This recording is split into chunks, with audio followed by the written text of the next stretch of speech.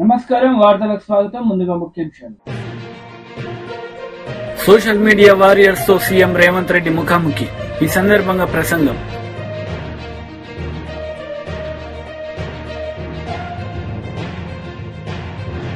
విద్యాశాఖ మంత్రి బొత్స సత్యనారాయణ మీడియా సమావేశం, పలు అంశాలపై వివరణ.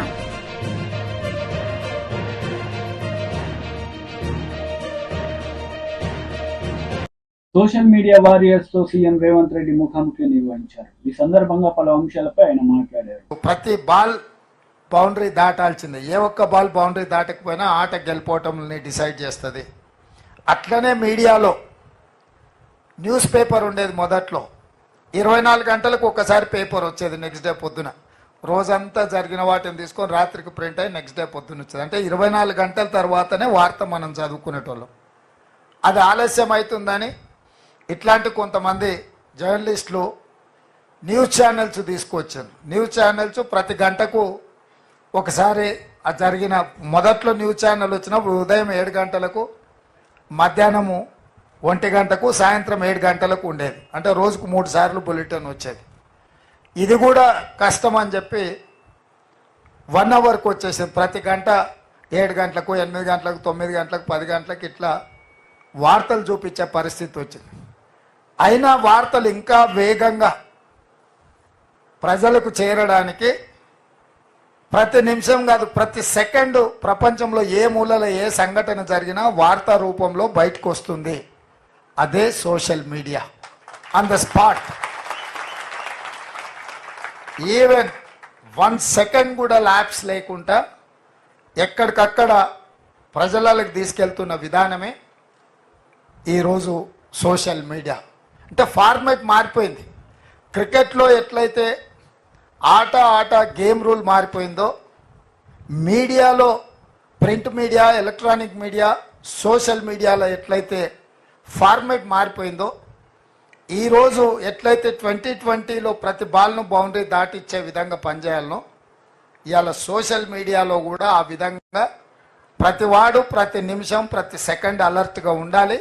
సమాచారాన్ని అందరికీ చేరవేసే విధానం వచ్చింది. దీన్ని మీరు గుర్తించిండ్రు, దీన్ని మీరు ఉపయోగించిండ్రు. దీనివల్ల మీరు ఫలితాన్ని కూడా డిసెంబర్ 3 నాడు అందరూ చూసిండ్రు. నాయకులు చాలామంది అనుకుంటారు, మేము చాలా ఉపన్యాసాలు ఇచ్చినాం, చాలా ఊర్లు తిరిగినాం, మేము చాలా కష్టపడ్డాం కాబట్టి ప్రభుత్వం వచ్చింది అని. మీరు ఎన్ని ఉపన్యాసాలు ఇచ్చినా, మీరు ఎన్ని గంటల సేపు మాట్లాడినా, కోట్లాది ప్రజలకు చేరవేసిన మీరే అత్యంత కీలకమైన పాత్ర పోషించండి. నాయకులకు ప్రజలకు అనుసంధానకర్తలుగా మీరు వ్యవహరించారు. అంటే భగవంతుడికి భక్తుడికి అనుసంధానం అంబికా దర్బార్ బత్తి అని. సో నాయకులకు ప్రజలకు అనుసంధానకర్తలుగా సోషల్ మీడియా వారియర్స్ ఉండి ఈ ప్రభుత్వాన్ని తీసుకొచ్చిండ్రు. ఈ ప్రభుత్వాన్ని, ఈ పార్టీని అధికారంలోకి తేవడం అనేది సెమీఫైనల్స్ మాత్రమే.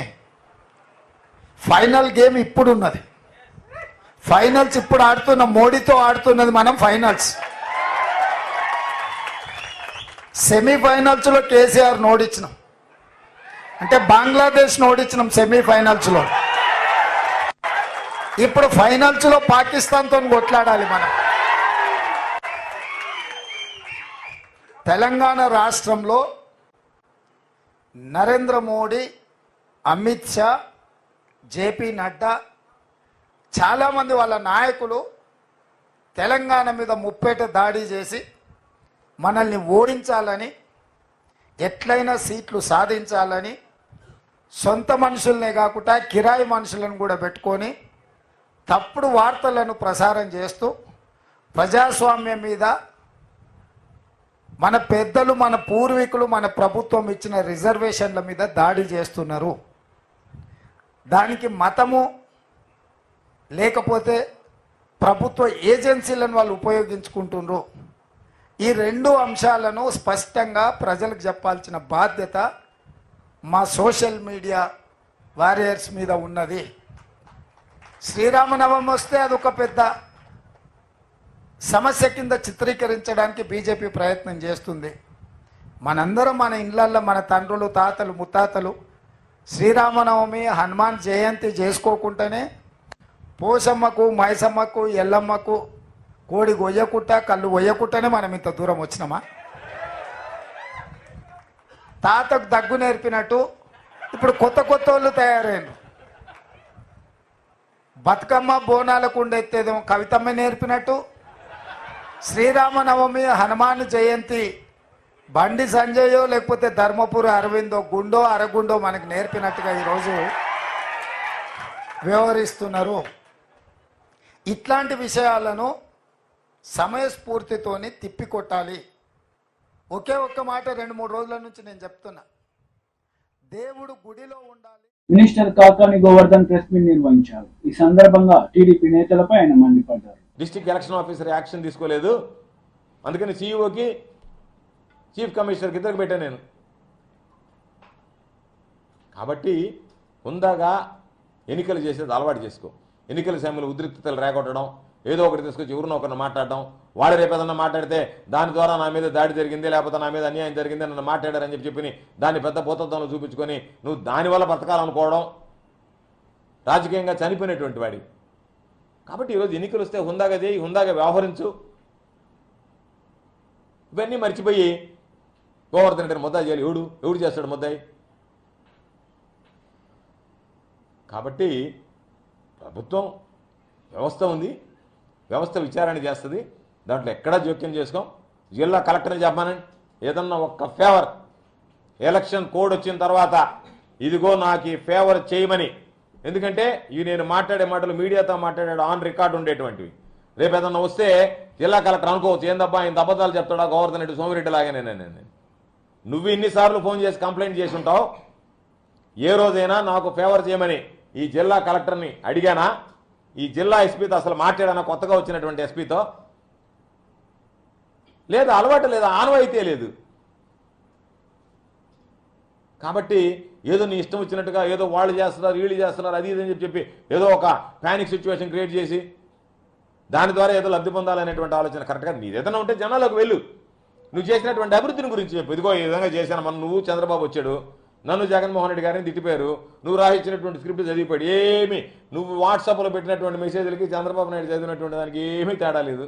కాకపోతే చంద్రబాబు నాయుడు నీకు చేసినటువంటి మంచి ఏంటంటే ప్రధానమంత్రి గారు వచ్చినప్పుడు ఏ విధంగా అయితే నరేంద్ర మోడీ గారు వచ్చినప్పుడు చంద్రబాబుకు ఓటేయండి అని చెప్పలేదో, ఈయన చేసిపోయినటువంటి పని ఏంటంటే అయ్యా ఎవరు లేకపోయేటప్పుడు ఈయనకి ఇచ్చాము, ఈయన క్యాండిడేట్ దొరక ఈయన గెలిపించడం అని చెప్పేసి అది నీకు ఆయన చేసిన మేలు. నువ్వు మాట్లాడినంతసేపు ఈ ప్రాంతాలకు నేను అభివృద్ధి చేశా, ఇదిగో ఈ ప్రాంతం మెట్ట ప్రాంతం పొదలకూరు ప్రాంతం, ఇదిగో ఈ 5 మండలాలకు సంబంధించి ఈ పనులు చేశానని చెప్పకుండా ఒక్కసారి నాకు ఓటేయండి 4 సార్లు ఓడించారు. అంటే 4 సార్లు ఓడించేది ఒకసారి ఓటేయడానికి కొలమానమా? అసలు రాజకీయాలు నీకు పనిడుతుందా? అసలు నేను రాజకీయ నాయకుడు అనేటువంటి వాడిని అనుకోవాలనిపించింది నాకు ఆ సమావేశం మీటింగ్ చూసిన తర్వాత. 4 సార్లు ఓడిపోయాను కాబట్టి ఒకసారి ఓటేయండి. 4 సార్లు ఓడిపోయినా ఇదిగో నేను ప్రజలకు అండగా ఉండా అభివృద్ధి చేసా, ఇదిగో నేను చేసినటువంటి అభివృద్ధి అని చెప్పు. నువ్వు చేసిన అభివృద్ధి ఎందుకు చదువు. గ్రామాలకు పోయినప్పుడు నేను చెప్తున్నా, గ్రామాలు ఎదుగోయా మట్టి రోడ్లు లేకుండా సిమెంట్ రోడ్లు వేసామని చెప్పాం. ఉన్నావు బండేపల్లి కాలం అని. ఈరోజు నీ బ్రతుక్కి నువ్వు మంత్రిగా ఉన్నప్పుడు ఎన్ని కొట్లాటలు జరిగాయి. ఈరోజు సోమశల రిజర్వాయర్లు నీళ్లు తక్కువ ఉన్నా కనుపూర్ కాల ద్వారా నీళ్లు ఇచ్చాం. ఒక్క రైతు రోడ్డు ఎక్కడా ఈ జిల్లాలో? ఎక్కడన్నా చిన్న అలజడి జరిగిందా ఈ జిల్లాలో? ఈ రైతు నా పంట పండలేదు నీళ్లు ఇవ్వలేదని చెప్పి ఎక్కడన్నా ఎప్పుడన్నా విన్నామా? తక్కువ నీటితో ఇచ్చాం.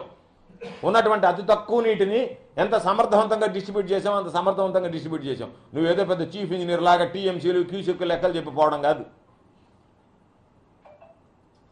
కాబట్టి ఏదన్నా నీ పరిణితి నీ పరిస్థితి అర్థమైంది. అందరినీ పురుగొలిపి ఆ ఫ్రస్ట్రేషన్లో నువ్వు మాట్లాడుతున్నావు, నీ కుటుంబ సభ్యులు మాట్లాడుతున్నారు. అసలు ఏమి తారతమ్యం లేకుండా ఇష్ట ప్రకారం ఎవడు పడితే వాడు నోటికి వచ్చినట్టుగా ఏదంటే అది మాట్లాడు. నువ్వు నేర్పించినటువంటి సంస్కారం అది. సామెత ఉంది కదా, ఆవు చేలు మేస్తే దూడ గట్టును మేస్తుందని. కాబట్టి సంస్కారంగా బ్రతకడం నేర్చుకో ఈ 4 రోజులు. తర్వాత ఎట్టా నీకు రాజకీయంగా పూర్తిగా సమాధి కట్టడానికి సర్వేపల్లి నియోజకవర్గ ప్రజలు సిద్ధంగా ఉన్నారు, ఏమి ఇబ్బంది లేదు. మాట్లాడేటప్పుడు ఎంక్వైరీ చేయమనాలా? ఎంక్వైరీలు ఎవరున్నా బాధ్యులైనటువంటి వక్తలు ఎవరున్నా వాళ్ళ మీద కఠిన చర్యలు తీసుకోమనాలి తప్ప వాడివిడో రైస్ మిల్లు పెట్టాడంటే ఆ రైస్ మిల్ ఓనర్ దీనికి సంబంధం ఉంది, ఆ పేరు చదివితే అసలు ఆ పేరు కలడు నాతో సంబంధమే ఎప్పుడు నేను అసలు చూసినటువంటి దాఖలాలు కూడా లేవు. కాబట్టి ఏదో మాట్లాడాలా ఏదో చేయాలని చెప్పి ఆడ స్థానికంగా ఉండేటువంటి వైఎస్ఆర్సీపీ నాయకులు అంటే వాళ్ళకి లింక్ చేస్తేవి వాళ్ళ పాత్ర ఉందంటివి. కాబట్టి ఇవన్నీ. విద్యాశాఖ మంత్రి బొత్స సత్యనారాయణ మీడియా సమావేశం నిర్వహించారు. ఈ సందర్భంగా పలు అంశాలపై ఆయన మాట్లాడారు. అన్ని కూడా వాస్తవాలు అబద్ధాలు కాదు, డాక్యుమెంట్ ఎవిడెన్స్ తో చెప్తున్నారు. 19లో మా ప్రభుత్వం వచ్చిన తర్వాత మళ్ళీ దాని మీద ఎవరైతే అక్కడ కొంతమంది హక్కుదారులు మేము హక్కు మాకుంది, మాకు ఇక్కడ డిఫామ్ పట్టాలు ఇచ్చారు లేదా ఇంకో పట్టాలు ఆక్యుపేషన్ ఉందని ఎవరైతే చెప్పుకొస్తున్నారో వాళ్ళందరినీ వికెట్ చేయించి రైల్వే వాళ్ళు జీవీఎంసీ వాళ్ళు కలిపి జాయింట్ ఇన్స్పెక్షన్ చేసి కూడా చేసి వాళ్ళకి వచ్చి ల్యాండ్ అప్ చెప్పాం ఈ సంవత్సరంలో. ఇది వాస్తవం కాదా? అధికారులు కూడా మాలో ఒక రైల్వే అధికారులు ఒక 5 అధికారులు, మా జిఎంసీ ఒక 5 అధికారులు, రైల్వే సైడ్ వచ్చి 5, జిఎంసీ 2 పేరుతో సహా. ఇంకో దానికి ఇచ్చిన జిఎంసీ కమిషనరు ఇక్కడ డిఆర్ఎంకి వచ్చి హ్యాండ్ ఓవర్ చేసుకుని ఇచ్చిన లెటరు. ఇవన్నీ మీకు షేర్ చేస్తాను, మీరు చూసుకోండి. ఎందుకు ఇంత పచ్చి అబద్ధాలు? ఆడలేక మా మధ్యలో వచ్చి బాగా వాయించలేదు, బ్రహ్మాండంగా ఆడేదని నేను చెప్పడానికి. ఆ రోజు రైల్వే మంత్రి కదా, మీ కూటమిలోనే కదా 14లో వచ్చారు. సేమ్ కూటమి 14లో కూడా కూటమే కదా. మరి అప్పుడు నీ కూటమిలో ఉన్న ముఖ్యమంత్రి కదా చంద్రబాబు నాయుడు. ఎందుకు నువ్వు రైల్వే మంత్రిగా చేయలేకపోవు? ఎందుకు మళ్ళీ వచ్చి ఈరోజు వచ్చి పెద్ద కబుర్లు పెద్ద మాటలు దేనికోసం? నిజంగా నీకు రాష్ట్రం మీద అభిమానం ఉంటే, మీకు ఈ ప్రజల పట్ల మొక్క ఉంటే, ఈ ప్రాంత అభివృద్ధి పట్ల మీకు ఏమైనా ఏసమంతేనా?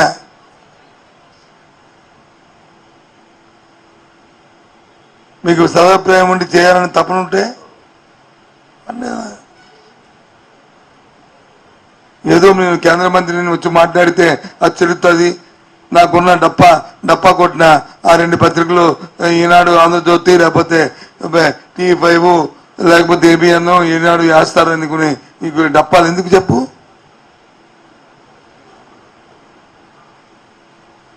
మాది మాఫియా ప్రభుత్వం అంట. భారతదేశంలో ఎప్పుడూ జరగనంత భారతదేశం స్వతంత్రం వచ్చిన తర్వాత ఎలక్ట్రానిక్ బాండ్స్ లో ఎంత అవినీతి జరిగిందో అంతా చూసి దేశమంతా చూసింది కదా. చూసింది చెప్పండి, దానికి సమాధానం చెప్పండి మీరు ముందు.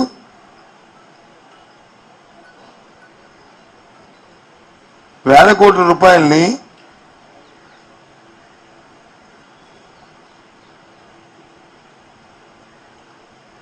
ఈ ఎలక్షన్ల పేరు ఎలక్ట్రల్ బాండ్స్ పేరు వచ్చి పెట్టి వాళ్ళకి లబ్ధులు చేకూర్చి దేశ సంపద వచ్చి డైవర్షన్ చేసి మళ్ళీ పైపెచ్చు పెద్ద మాటలు పెద్ద కబుర్లు.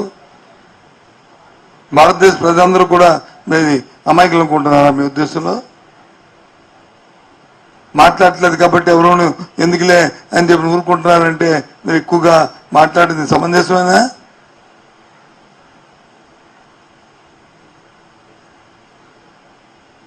ఇప్పుడు జ్ఞాపకం వచ్చిందా మీకు? దయచేసి ఆ మాటలను తీవ్రంగా ఖండిస్తున్నాం. ఒకసారి మనమేటో చూసుకుని అప్పుడు ఎదుటి వరకు మాట్లాడాలి. మనమేదో పవిత్రవంతులం, నీతిమంతులం, ఋషిభంగంలో అనుకొని ఎదుటివాడి మీద వచ్చి ఇది చెప్పడం కాదు.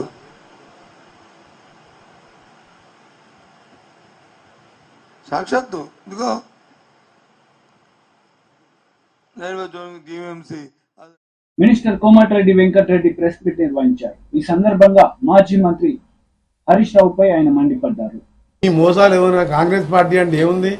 2005లో మన్మోహన్ సింగ్ గారు యూపీఏ చైర్పర్సన్ సోనియా గాంధీ గారి నుంచి ఒక ప్లాన్ చేసి ఆ రోజు రుణమాఫీ చేసిండు. అది రుణమాఫీ అంటే ఆ కాలంలో 20 ఏళ్ల కింద 70,000 కోట్ల రుణమాఫీ అంటే ఇవాళ 70 లక్షల కోట్ల కంటే ఎక్కువ.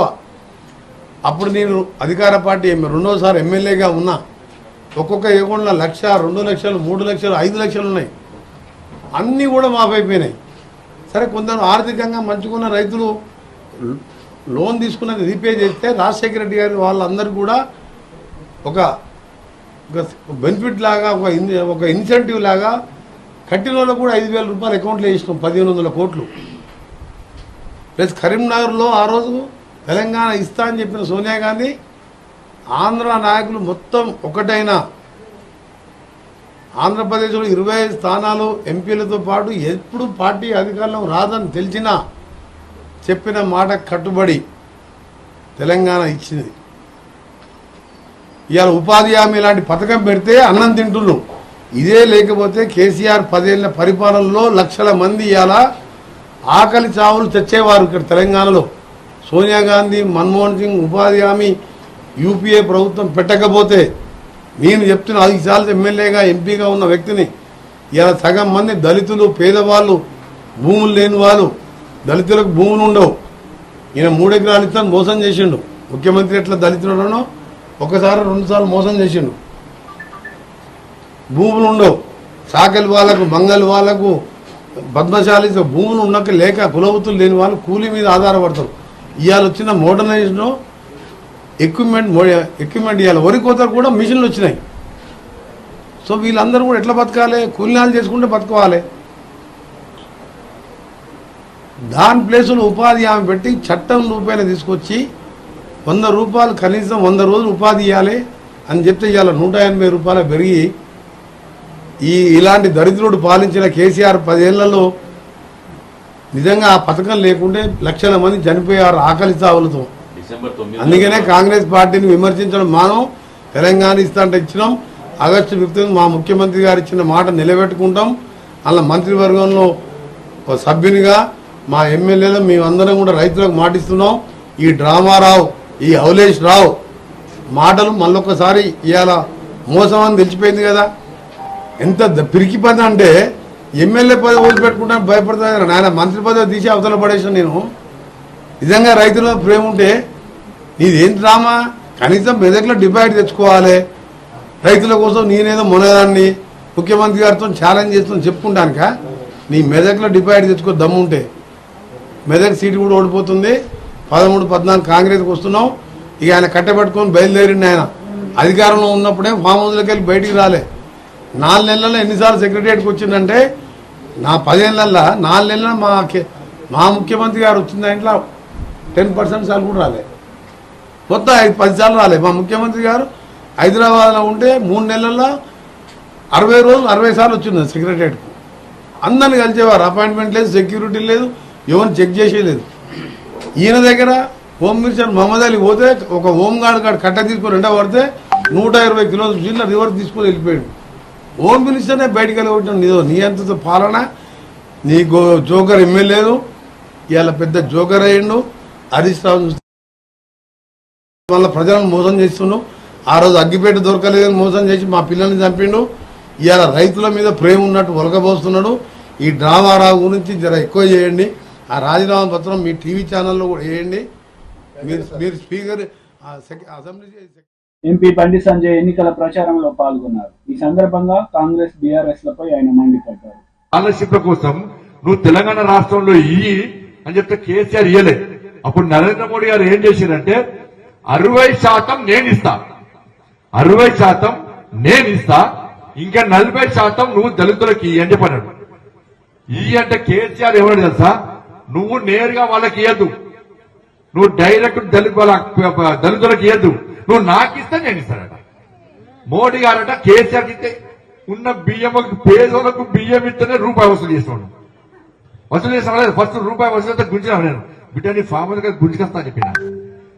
ఇలా బియ్యం మనం ఇస్తే పేరు ఆయన పెట్టుకోవడం కేసీఆర్ పెద్ద ముందు ఫోటో చూసారు కదా రేషన్ కార్డు దగ్గర చూసారు కదా. ఈసారి మోడీ గారు ఏం చేసింది తెలుసాక? ఈసారి మోడీ గారు ప్రభుత్వం వచ్చాక ఇంకా 5 సంవత్సరాలు ఫ్రీ బియ్యం ఇస్తాడు. 5 సంవత్సరాలు మళ్ళీ ఫ్రీ బియ్యం ఇస్తాడు. ఇలా మోడీ గారు ఎట్లా ప్రధానమంత్రి అవుతాడు, మళ్ళీ ఫ్రీ బియ్యం గ్యారెంటీ. కాబట్టి మోడీ సార్ ఏం చేసినట్టే చదువుకునే దళిత పిల్లలకు నేను 60% పైసలు నేను ఇస్తా, ఇంకా 40% నువ్వు వాళ్ళ అకౌంట్ లో వేయి, నేను కూడా వాళ్ళ అకౌంట్ వేస్తాను. లేదు నువ్వు నాకు ఇస్తేనే నేను ఇస్తాను.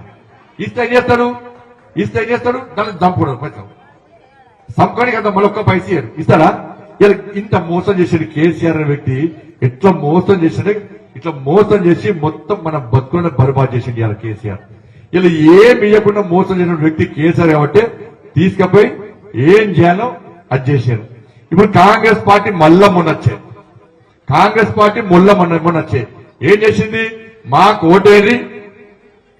కోటేరి మేము గెలిచిన వెంటనే 100 రోజుల లోపల అంతకుముందు ఇందిరా అభయహస్తం అనే ఇందిరా అభయహస్తం పేరు మీద ఒక్కొక్క దళితునికి ఏం షూరిటీ లేకుండా 12 లక్షల రూపాయలు ఇస్తాను. ఇలా కాంగ్రెస్ పార్టీ ప్రభుత్వం వచ్చి 100 రోజులు దాటింది. ఇక్కడేమన్నా దళిత యువకులకు 12 లక్షల రూపాయలు మీకు కాంగ్రెస్ పార్టీ ప్రభుత్వం ఇచ్చిందా?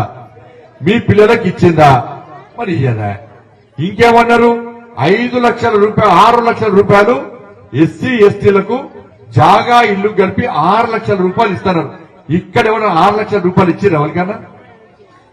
ఇందిరమ్మ ఇల్లు ఇస్తున్నారు. ఏమి ఇందిరమ్మ పేరు మీద ఇల్లు ఇస్తున్నారు. ఎవరికైనా ఈ 100 రోజులు కూడా ఇల్లు ఇచ్చిందా ఎవరికన్నా? ఏమి ఎరక ఓట్లు వేయించుకున్నారు అయిపోయా. మాజీ మంత్రి దేవినేని ఉమామహేశ్వరరావు మీడియా సమావేశాన్ని నిర్వహించారు. ఈ సందర్భంగా సీఎం జగన్ పై విరుచుకుపడ్డారు. అడ్డగోలుగా ఈ కార్యక్రమాలని చేస్తా ఉన్నారు. అదేవిధంగా సివిల్ జడ్జిల అధికారాలని రెవెన్యూ అధికారులు కల్పించారు.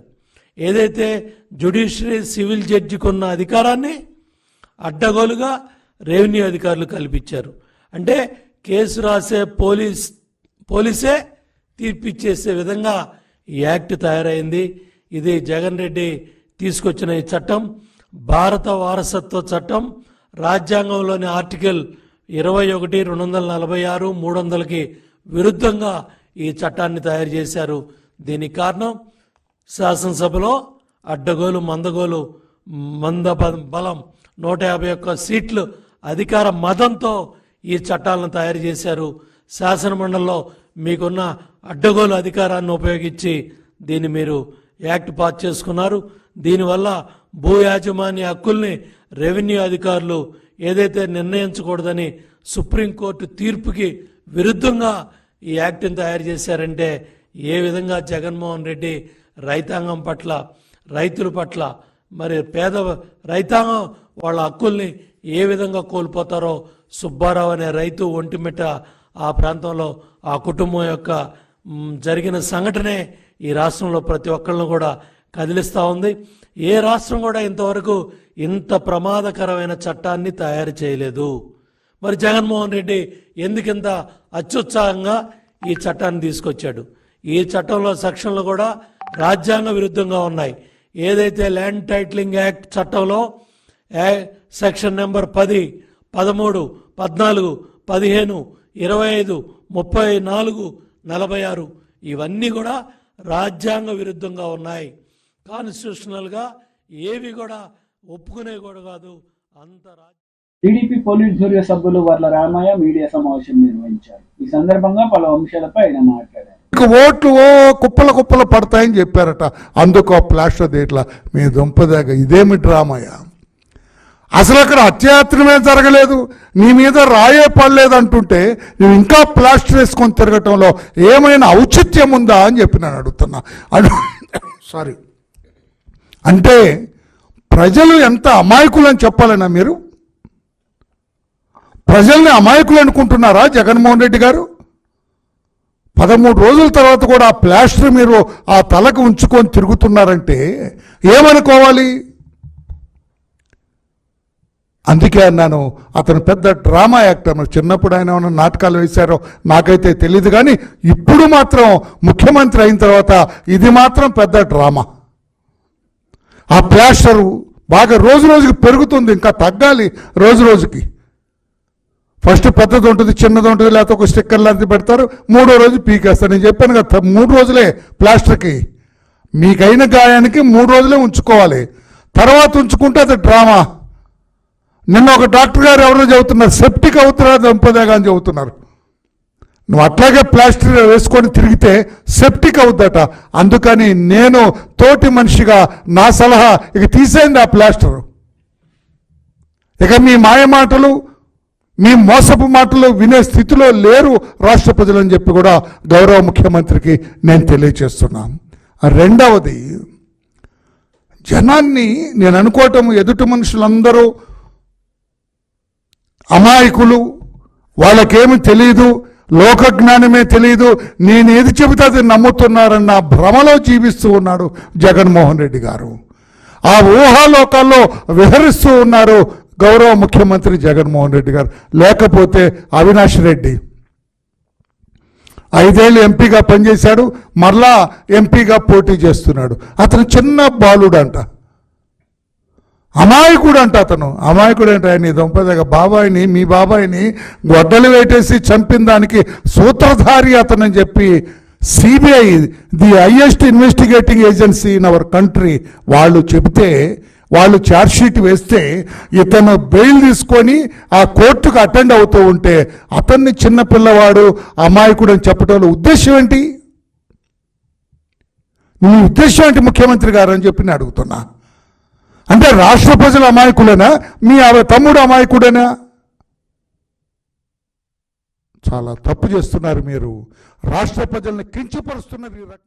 ఎమ్మెల్యే హరీష్ రావు మీడియా సమావేశం నిర్వహించారు. ఈ సందర్భంగా పలు అంశాలపై ఆయన మాట్లాడారు. దేవుడి మీద ప్రమాణం చేసి ఓట్లు పెట్టుకొని బాండ్ పేపర్ల మీద రాసిచ్చిన హామీలు నిజమే అయితే రాజీనామా చేయడానికి ఎందుకు వెనకడుగు వేస్తున్నారు? మీరు రాజీనామాకు ముందుకు రావడం లేదంటే ఈ రాష్ట్ర ప్రజల్ని మరొక్కసారి మీరు మోసం చేస్తున్నట్టే లెక్క. ఒకవేళ మీకు రావడానికి ఇక్కడ ఇబ్బందిగా ఉంటే అమరుల స్తూపం దగ్గర, ఎందుకంటే మీరు ముఖ్యమంత్రి అయిన తర్వాత ఏనాడు ఈ అమరవీరుల స్తూపానికి ఓ 2 పూలు పెట్టింది లేదు, శ్రద్ధాంజలి ఘటించిన చరిత్ర మీకు లేదు. ఇది నిజంగా మా దురదృష్టం. అయినా కూడా ఈ ఒకవేళ మీకు రావడానికి ఇబ్బంది ఉంటే మీ పిఏ ద్వారా పంపండి, లేదా మీ స్టాఫ్ ద్వారా పంపండి, మాకు అభ్యంతరం లేదు.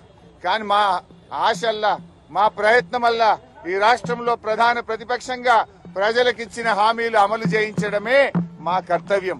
మాకు ఇక్కడ రాజకీయాల కంటే కూడా పేద ప్రజల ప్రయోజనాలు ముఖ్యం. అవ్వా తాతలకు 4,000 రూపాయల పెన్షన్ రావాలి, రైతులకు 15,000 రైతు బంధు రావాలి, రైతులకు 2 లక్షల రుణమాఫీ జరగాలి, వడ్లకు మక్కలకు 500 బోనస్ రావాలి, రాష్ట్రంలోని మహిళలకు 2,500 రూపాయలు రావాలి. ఇవేమీ మేము కొత్తగా అడుగుతున్నాయి కావు, ఇవేమీ మా గొంతమ్మ కోరికలు కావు. ఎన్నికల ముందు మీరు కాళ్లల్లో చేతులల్లో మొక్కి మీరు బాండ్ పేపర్ల మీద రాసిచ్చిన మాటలు. స్వయంగా సోనియా గాంధీ గారు రాష్ట్ర ప్రజలకు లేఖ రాశారు. ఈ 6 గ్యారంటీలను 100 రోజుల్లో అమలు చేయించే బాధ్యత మాది అని స్వయంగా సోనియా గాంధీ గారే రాష్ట్ర ప్రజలకు లేఖ రాశారు. అందువల్ల ఈ రాష్ట్ర ప్రజలకు మీరు ఇచ్చిన హామీలు అమలు చేయమని అడుగుతున్నాం. ముందు బేషరతుగా మీరు క్షమాపణ చెప్పాలి. ఎందుకంటే డిసెంబర్ 9న తొలి సంతకం 6 గ్యారంటీల మీద పెడతామని, రుణమాఫీ మీద పెడతామని మాట తప్పినందుకు ముందు క్షమాపణ చెప్పండి. ఇకనైనా ఆగస్టు 15 అమలు చేస్తే మాకు సంతోషం. నా ఒక్కడికి ఎమ్మెల్యే పదవి కంటే ఈ రాష్ట్రంలో లక్షలాది మంది ప్రజలకు 4,000 ఆసరా పెన్షన్, 4,000 నిరుద్యోగ భృతో, 2,500 రూపాయలు మహిళలకు, 2 లక్షల రుణమాఫీ జరిగితే నేను సంతోషపడతాను. 5 ఏళ్లు నాకు పదవిలో లేకపోయినా కూడా రాష్ట్ర ప్రజలకు మేలు జరిగితే నాకు అంతకంటే ఆనందం ఇంకోటి ఉండదు. అందువల్ల నేను రాజకీయాలకు అతీతంగా స్వచ్ఛందంగా ముందుకొచ్చాను. నేను స్పీకర్ ఫార్మెట్ లో కూడా నా లెటర్ ఇవ్వడానికి నేను సిద్ధంగా ఉన్నా. ఇవాళ నీ డిమాండ్లను ఇవాళ ఇక్కడుండే జర్నలిస్టుల చేతిలోనే నా రాజీనామా పత్రాన్ని పెట్టి వెళ్తా ఉన్నా. స్పీకర్ ఫార్మెట్ లో రాజీనామా ఆమోదించుకొని పదవికి దూరంగా ఉండడానికి నేను సిద్ధం. కానీ నువ్వు మరి ప్రజలకిచ్చిన మాట నిలబెట్టుకోవాలని కోరుతా ఉన్నా. 6 గ్యారంటీలు 100 రోజుల్లో అమలు చేస్తామని బాండ్ పేపర్ల మీద రాశారు. చట్టబద్ధత తెస్తామని చెప్పారు. మొదటి రోజే సంతకం పెడతామన్నారు. ఇది సోనియా గాంధీ తల్లిగా ఇచ్చే మాట అని చెప్పి రాష్ట్ర ప్రజలకు మీరు హామీ ఇచ్చారు. ఆ హామీలు అమలు చేయాలని మరొక్కసారి నేను కోరుతా ఉన్నా. మీరు రావడం రాకపోవడం మీ విజ్ఞత. ఒకవేళ మీరు రాకపోతే ఇక్కడ అమరుల స్తూపం దగ్గరికి వస్తే పూలు పెట్టాలని మీకేదైనా బేసిజాలుంటే కనీసం మీ స్టాఫ్ ద్వారానైనా మీ రిజిగ్నేషన్ లెటర్ పెట్టండి. నేను ఇక్కడ ఉండే జర్నలిస్టులకే నా రాజీనామా లేఖ విచ్చిపోతున్నా. మా జర్నలిస్టులే తెలంగాణ ఉద్యమకారులు. తెలంగాణ ఉద్యమంలో మా జర్నలిస్టులు మేధావులు అద్భుతంగా పోరాడారు. వాళ్ళ చేతిలోనే నా రాజీనామా లెటర్ పెడుతున్నా. నువ్వు అమలు చేస్తే వాళ్ళు నేరుగా నా లెటర్ ను స్పీకర్ గారికి ఇవ్వచ్చు. ఒకవేళ మీరు కూడా పెడితే అది మీ పెద్దరికాన్ని నిలబెట్టది. ఒకవేళ మీరు రాజీనామా లెటర్ ఇవ్వకపోతే అది మీరు మరొక్కసారి దేవుళ్ళ పేరు మీద ఈ రాష్ట్ర ప్రజల్ని మోసం చేస్తారని భావించాల్సి ఉంటుంది.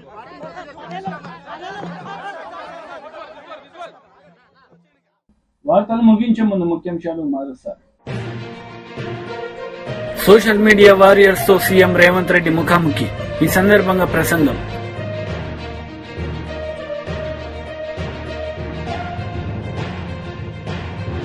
విద్యాశాఖ మంత్రి బొత్స సత్యనారాయణ మీడియా సమావేశం, పలు అంశాలపై వివరణ.